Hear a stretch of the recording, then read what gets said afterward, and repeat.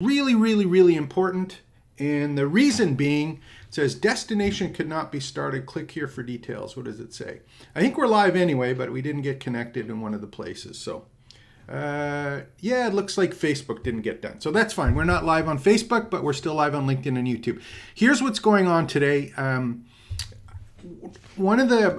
Obviously I subscribe to other emails from other people who are creating courses, and I get all sorts of stuff every day about the number of courses that are being created, because being a course creator means earning a lot of money immediately as soon as you create a course, right? No, absolutely wrong. And today I want to share with you a special kind of approach that I think is important if you're treating this as a business and you want to earn some money creating and selling courses and building an education business. Not just about selling a course. So I'm going to go over kind of where the setup is right now with all of the stuff that you're hearing about. Yeah, create a course, earn money, versus what actually happens, and more importantly, how we can fix it. So let's kind of stay tuned here. I'll do those three things, kind of set stuff up, tell you what the problem is, and then I'm going to show you a couple different approach to it, and then I'm going to give you some resources to do it. And I'll put all the links and stuff below so that you have those. And again, if you haven't liked and subscribed to the channel, please do that immediately. And also visit trainingsites.io/free. You can sign up there, or go to the library, pick one of the free courses and sign up there as well. And if it comes to courses, and I'm just talking about courses right now, and if you think about it, if I go take a look, for example, on the Training Sites course, right now there's 41 courses there. And some people are talking about creating their first course, but in my case, I've got 41 that are published there. And I'm going to be upfront with you, some of them are older, and the majority of them, not all of them, but not the majority, some of them are really information courses. They are in fact organized information, curated information, and put into a structure that guides someone to a new skill or transformation if they are applied. And that's the optimal word out there, is if they are applied. Because with all of the talk, with all of the stuff that's happening with all of these online courses and everything that people say, yeah, you're gonna earn money quickly from it, and it's easy to get started, it's not hard. Just create a course and use AI tools to generate something with ChatGPT, and you'll be perfect. Now, if you look at the big picture and you spend time with this kind of big picture, we're looking at the courses here. If you go take a look at the actual stats on what gets built with these courses, right now in the industry, and I think this was even 2 years ago, the average, and I'm going to read some of these ones. I picked them up from Perplexity just as some references. So there's from a couple of references. There's a whole bunch. I think it pulled 5 or 6 references, just some stats on what's actually been done with all of these stats and the courses. Right now, just right now, today, the stats that they show are that the average completion rate for one of the courses that I was just showing you here, one of these courses, the average completion rate is anywhere from 3 to 15%. So put that in perspective. If I have 7 lessons or 8 lessons, and I have an hour worth of content of 100 people that sign up, at the best of times, 15 people will actually watch all of that content. That is abysmal. It's awful. So if you think that if you create a course and you just have a course of information, that you can sell it and have a whole bunch of happy students that are going to go and talk great things and share testimonials about how you help them, only at the best 3 to 15% of those people will actually have taken the course in its completion to actually do anything with it. So, and that doesn't really matter if it's if it's something like it's on Khan Academy or Udemy or any of these other places. There's still a very, very small percentage of people that do it. So the question becomes, why is that? Why is that? And here's the secret that I want you to think about. If you had, when you were growing up, did you ever have a favorite teacher or someone that was so engaging in your school years? Hopefully you had some good school years, There may have been teachers who were awful, but there may have been some that just really caught your eye, that you had fun with, that you enjoyed, that you found it easy to learn. That the way they structured their courses and their lessons was something that you didn't mind learning. You didn't have to work at it. It was part of an education that was something that grew with you. And I think teachers are going to be the hidden secret when it comes to online course creators. And why I'm talking about that is because the way that e-learning has kind of been pushed so far is about content.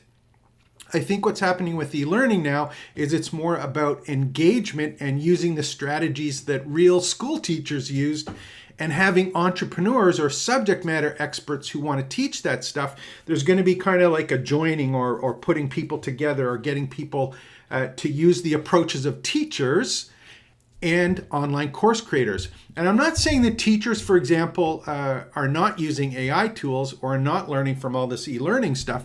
They're very involved in it too. And in fact, I'm going to show you 3 or 4 different tools that real teachers, school teachers are using, AI tools to help them in the physical classrooms, and how we can use those tools as online course creators and be able to join them together, which is really exciting, I think, in terms of the big picture. So we've got these awful stats. We've got all sorts of people saying, yeah, creating a course, you're going to earn a whole bunch of money. Is that going to happen? Not if only 3 to 15% of the people are actually completing the course and learning from it. If that's the case, you're going to have to be selling really, really, really hard and doing that all the time, as opposed to getting people to learn what it is that you're teaching. And again, if you kind of look at this in the big picture, what's happening in the industry is you've got a flood of courses coming in where the courses are just content. And if I take a look right now, I'm going to open up my pencil, my video pencil here. Hopefully I'll be able to get this to work kind of the way that I want it to. So we're just going to write a little bit of a quadrant here. And if you take a look at this from the perspective of what's happening with the courses, you have people who are wanting to get into the course business, and they may have a particular skill or knowledge or something that they want to share. And in many instances, that kind of knowledge, there's already high supply. So we've got high supply. We've got all sorts of courses that are being created, and they're all about a particular topic that there's all sorts of different courses that they're already available, right? So they're taking a look at this and they go, okay, well, all I need to do is I need to put some of my content or my spin into it. And they say, I'm just going to add content. Oh, let's clean this one up because I said it wrong. This is my video pencil, just learning how to use this as another tool. Let me try this again. We're just going to go add content. Okay, so they just figure they got high supply, which is okay, but they're just going to say, I'm going to put my content in it, and that should be enough to actually go out and sell something. What's the course creators, or the people that are teaching course creators, is they're going to say that you got to find a place where there's low supply. So where do you find that? The problem is the content. If you're adding the content where there's low supply, you have to make sure that there is high demand. And in most cases, that issue is that any of the ones that have high supply usually have a lot of competition, and adding the content is not enough. If you can find a market that has low supply where there's an opportunity for you, the problem is that there is almost never high demand. And you're going to have a course that's created in your niche or that particular area that you're supposed to focus on. It's created, but there's not enough people there that want what you are creating. And you're going to have to figure out, it's not just about content. It's not just about content, it's about how that content gets presented. So how does most content get presented? In some of the tools that we'll run into are ones that we're using right now. So let me look at some of the WordPress plugins as an example. And these are ones that we use in our business. And I'm not knocking them, but I'm just showing you where kind of the content business focuses on. So if I go take a look, for example, here's 3 that we use. One is LearnDash, LMS. And again, I'll put all the links below if you haven't seen these before. Tutor LMS is one. Lifter LMS is another one. So how do these ones work? How do these actually get put together? And I'll give you the structure on how these are usually set up. And they'll have a course. And see if we can get that to work. Course.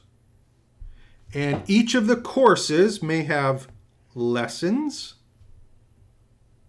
Try it again. Lessons. And each of those lessons may have topics. So we've got a course, we've got a course with lessons, and then we have lessons with topics. And this is the way the content is structured, right? And after that, you may find that, well, it's a course, so we have to have a quiz. So we've got some quizzes. A quiz can be on an entire course, a final course, maybe on a particular lesson that we're having some quizzes about it. And there's all sorts of different types of quizzes, which is fine. But we take a look at that, and this whole area is all about content. It's just about content. The other things that may happen here is you may find that people will start talking about things like gamification. See if we can get that to come up. Let me see if I can. Let's do that one here. We'll do this. Let's do this one. I don't know. It's not going to come up. There we go. Let's try again. Gamification. One more time. Gamification. Gamification. It's gamification. So that's kind of trying to make it a game so it gets people more engaged in the actual lesson. You might have certification, which allows people to earn a certificate by completing. These are all things to get people engaged or more involved in the course, but they're not going to necessarily guarantee that people finish it. And more importantly, it's still the presentation of the information, which is just organized or curated, which I've talked about, which is fine. But it's a course, lesson, topic, quiz. Course, lesson, topic, quiz. You may have some bonus things. You may have maybe some live coaching that gets added to it, or a Zoom call, trying to do blended learning, which is a great start. But there's some additional tools that I want to share with you right now that I want you just to think about in the back of your head and see, what are teachers doing? Live, real teachers. What are they doing in the classroom? And how can we use some of the things that they're doing to get or enhance the courses we're creating, where we have all that great information? What are some of the ones that we can do? And I've gone through a number of AI tools and talked about things like Claude and ChatGPT, and then some of the specific ones for doing videos, or some for doing avatars, or some for doing special audios, or converting to content. A PDF file, for example, converting it, or how to do PowerPoint slides that are a bit better. There's a lot of it for creating content, but what are some of the other things that we want to do that teachers are doing, real school teachers are doing, that we can apply in? So I'm going to give you 3 sites just to look at. Go and open up. Some of them have free accounts, and I think all of them have free ones to get started, and it's just a good way to kind of think about, where does all of this fit in here? So let's take a look at the first one. This one's called EduGPT. And there's other ones too, and I'm just going to pull up one here that just because I remembered it right now. Is it Magic Classroom? I think it is.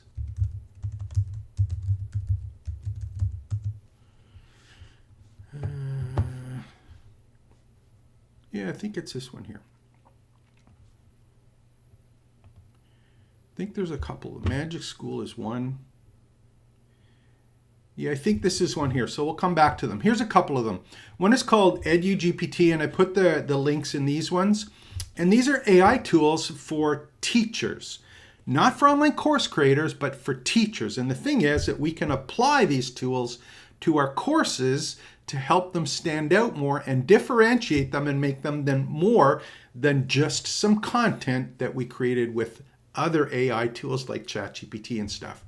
So here's some of the ones that are interesting. Now, if you go through all of these ones and you look at teachers, the things that they're talking about here are for making engaging, personalized class experiences, for productivity boosting and AI assistance, for being able to plan engagement and feedback.